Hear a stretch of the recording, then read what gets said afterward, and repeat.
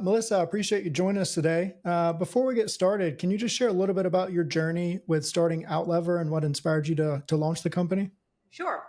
So my journey started back in news media. I was very early at a company called BuzzFeed, and then I went to go start a company called Cheddar.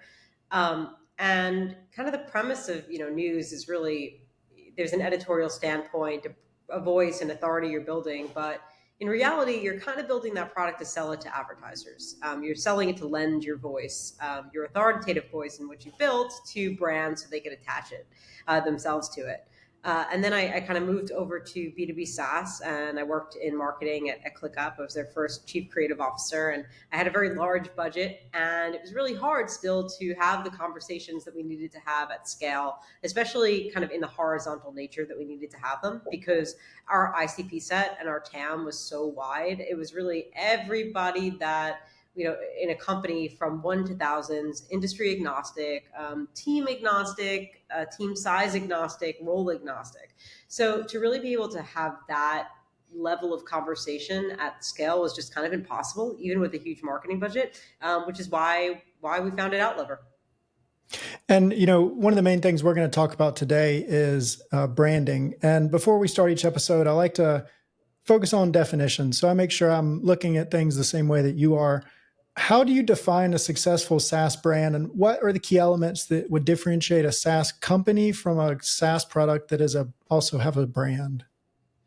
Yeah, I mean, I think the reality of kind of where we are today is that tech parity is pure. Like what you could have would have taken you 3 to 5 years to build, years ago, can now take you 4 months. So brand really is kind of the differentiator, I believe, in market. Like even myself now as a founder, I'm evaluating tons of different tools and software like every day, and there's not a lot of differentiation. Like a lot of people are just kind of playing the price game, and it's a brand game and it's a price game, and a pricing game is a race to the bottom, and branding is differentiated, and that's sort of like the way that I view it.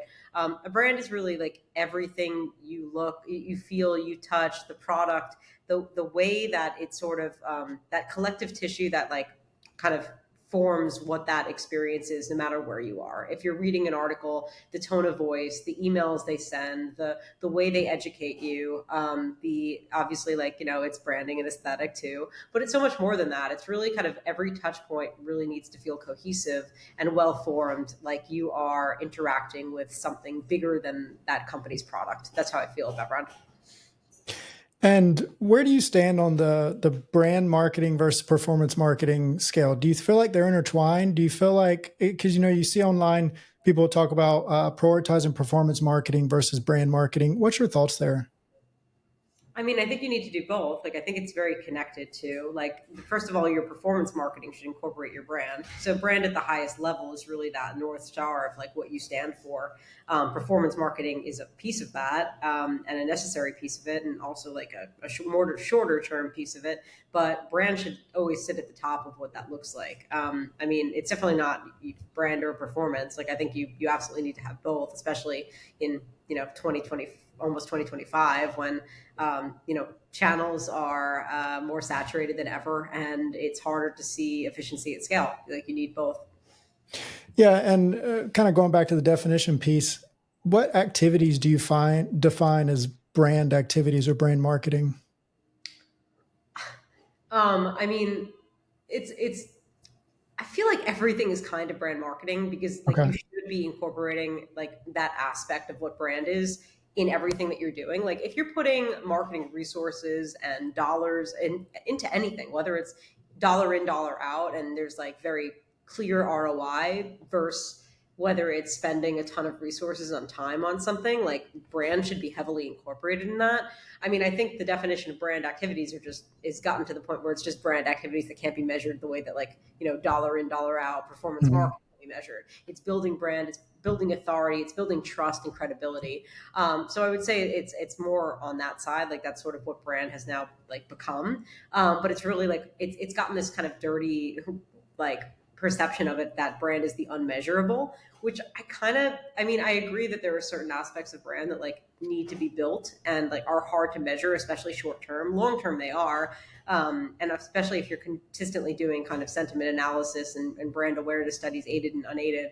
But there's definitely like the performance stuff is always viewed as sort of the short term, we need to grow fast, we need to understand CAC and LTV and payback. But I mean, my whole basically idea of what that should be is incorporating brand into every piece of everything that you're doing always. Yeah, and I was talking to a automation software company this past month, and they mentioned that 70% of their Google ad results go back to their brand keywords versus industry keywords that way as well. Yeah. Which can also open the conversation of then should we even bid for them if people are searching for us? But that's a whole separate topic. Well, as a company is looking at launching marketing initiatives, specifically looking to build brand, I know you said with ClickUp, there were some obstacles that you faced, even with a large budget, of being able to have that real conversation that you're looking for, to be able to connect with people in that right way. What are some common challenges that SaaS companies face when they're looking at doing brand activation? I think it's a pretty big question. Like, I think there's different aspects of it. One is just like alignment on what brand means to the company. Two is like getting in their own way and kind of preventing themselves from like experimenting and like trying different things.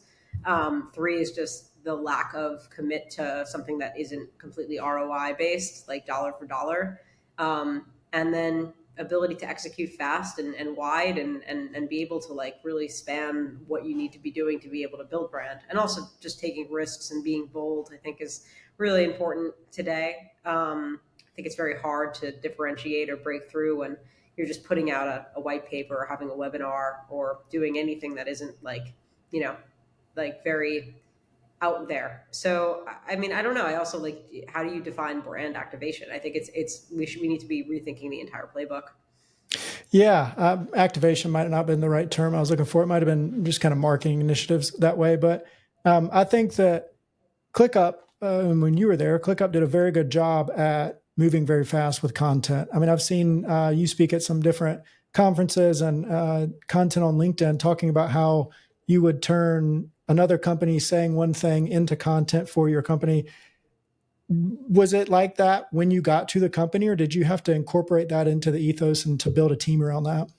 Yeah, I mean, my team didn't exist when I got there. We were Series A, I think 50 people, no brand team, no focus on brand. I think like there was a desire to focus on brand, but that what you just spoke about, like the ability to leverage something that's happening in real time, a conversation, shift that and turn it into something that benefits your own brand and your own strategy and your own narrative is something that is so much more than just like a let's do it. It's a framework, it's a mindset, it's a team, and its ability to move fast. It's an ability to unblock and not get in your own way, or basically like bifurcate, like kind of the people that don't need to be involved in it and the team that actually needs to run it, and being able to get that up fast. Like, it doesn't matter if you can do something like that and then it takes you 2 weeks to do it. It becomes irrelevant. So speed is certainly important, alongside a lot of other things. But yeah, we had to build that framework. We had to build that mindset. We had to build that muscle. I think it's also a muscle. Like, you're looking at things in real time and thinking about, how do I leverage what's happening here to spin it and turn it into something that can benefit us. And that's a framework and kind of that I learned at BuzzFeed very early on. Like, how do we take what's happening in real time and mold it into and angle it into what we should be talking about? And that's actually really kind of the thesis of what we do at Outlever too. It's how do we turn the real time things that are happening into conversations that companies can be having and own. And you also mentioned at ClickUp, you had a very wide range of ICP. I mean, you were pretty much agnostic across multiple industries. How did you focus about building brand across multiple industries? Did you go one at a time when you first started, or what did that look like for you? Yeah, I mean, like, you have to focus, like you have to force yourself to focus. At first we went super wide and we did a ton of different tests, and then we sort of narrowed it down to core ICPs. Not industries, but ICPs. We felt like that was the right way to market. So it was software engineers, agency owners, marketers, project managers, and I think like two others. But, I mean, marketing budget can only stretch so far. You have to see what the CAC payback is and the efficiencies of scale of targeting those ICPs. And that's sort of where we settled. Now, the reality is, like, do you ever want to settle? Do you want to go after every industry, after every size, after every company? ABM strategies too. Like, yeah, of course you do. It's just you have to pick and choose, no matter how big your budget is, which again, like, is still very frustrating, and it's something we're trying to solve for now. Okay. And I know I keep asking you the same question, just masked in different words, but this was another question that someone had shared with me. So, how do you go about thinking about content to fill pipeline versus using something like outbound sales to fill pipeline? I mean, I think they're very different motions, or they're basically like content marketing and content to fill pipeline. I really do kind of believe as like the future, like the idea that you're going to land the right person at the right time through a great outbound sequence. I think it's becoming less and less. And I think like maybe they used to be great. Like there was less need to have to like break through with really creative sequencing. There was not AI. So like outbound was like a very not easy motion, but much more targeted and effective motion. And now I think content can really either like not replace that, but be kind of a conduit into it. And I think like the content that you're putting out there should basically be that 364 days a year where they're not looking to buy. Like the idea that you're going to hit them on the right day at the right time, or even in the right quarter, is just very unlikely. So I believe the content is that 364, and the outbound is like the one that is the follow up. It's the relationship. It's the building. But everything else that needs to touch them should be touching them throughout the rest of the year. And do you look into the demand gen versus lead gen conversations people have? Because that kind of sounds like where you're going towards the demand generation side with content production that way. Yeah, I mean, I that's really the way that I believe it. Like, I think demand gen kind of is lead gen when you're kind of thinking about it in the function that it should serve as a pipe to then lead gen. Yeah. And you brought up AI when you talk about outbound content. I think there's a lot of software tools, many of which are wrappers on top of ChatGPT, which I think you even posted about recently. Yep. But one question I've just been kind of asking myself, because we have this podcast and we produce content from this podcast. What's your thoughts on, should you try to automate the actual content clipping and the content production piece? Or do you think it's better if a company focuses on automating as many variables around that so more time can be spent on creating the actual content? Can you expand on the first part of that question, the content clipping piece? Yeah. So like, let's say, you're taking this podcast and you want to turn it into social media clips, right? You could use something, I'm not going to name any tools, but you could use a tool to give it the full video and it finds clips through AI and then it creates posts and stuff like that. So that's one way. And that's the idea of how can we speed up creating the actual content, right? Or there's also automating a lot of variables that go into the content production. So maybe it's like coming up with headlines for articles or things like that. Other variables that aren't necessarily the video or visual content that people are going to consume.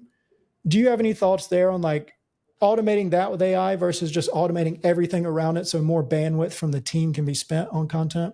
I mean, I think the reality is like the automation of the clips and the cut downs and the assets that you can use is what AI can do best. I think the one thing that AI can't replace is the human aspect of relationships and interviews and headlines and building. Like, I think like maybe it can be a sparring partner for some of that, but that's actually what I'm most bullish on, the fact that it won't replace that. So any way you can leverage it to get more out of what you've done is going to be great. And I fully am very bullish on that. But from my experience, especially now that we're in like the news content, thought leadership, interview business, it's very hard. Like there's not, we talk to executives now every day for 45 minutes, and what they give us, because we're putting humanization into that interview and a real lens and perspective of what we want to get out of it, and it's this one-to-one, very open and honest, transparent conversation, you're not going to ever be able to replicate that with AI.